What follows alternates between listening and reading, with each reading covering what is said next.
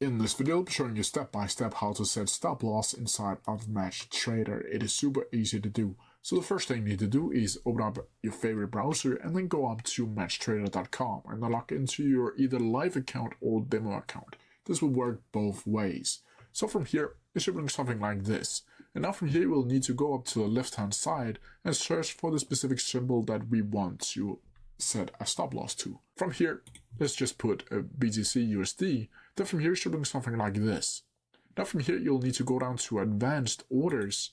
And from here, you'll be able to add a stop loss.